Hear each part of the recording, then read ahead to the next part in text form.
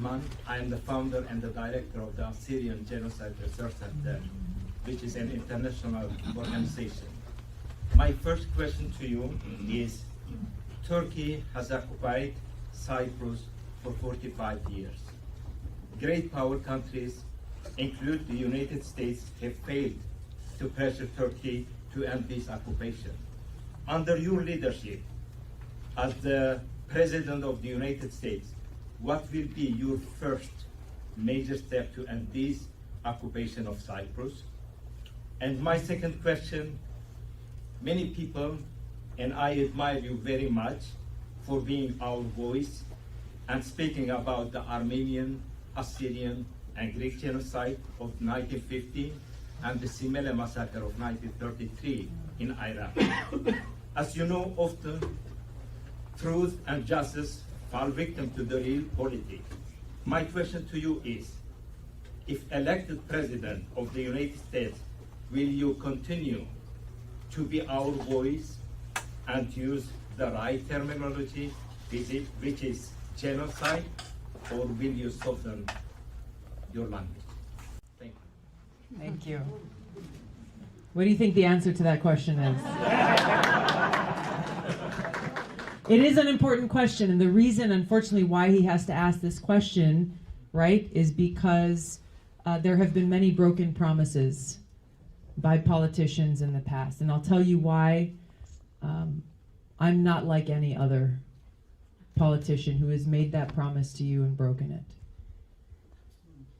And it's for the reasons that I talked about. I have been there. I have seen the cost of war. I've worn that uniform and worn those boots.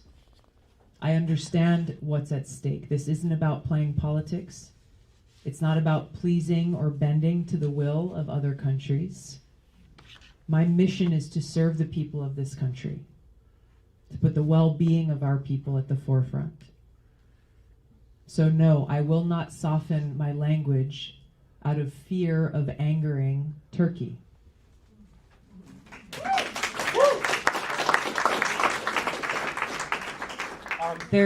Let me just wrap this up a little bit. There are a number of issues, Cyprus being one of them, a number of issues that fall within the dangerous leadership of Erdogan in Turkey.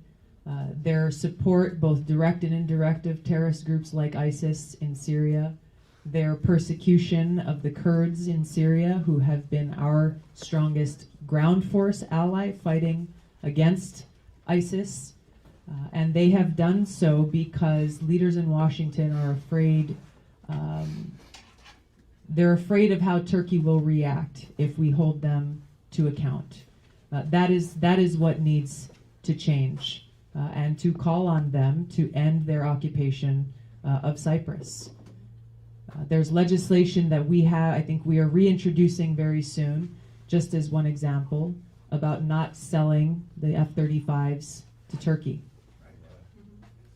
There's a number of reasons for that, but it all comes back to the fact that they are a NATO ally in name only, and we need to be honest and be truthful about that fact.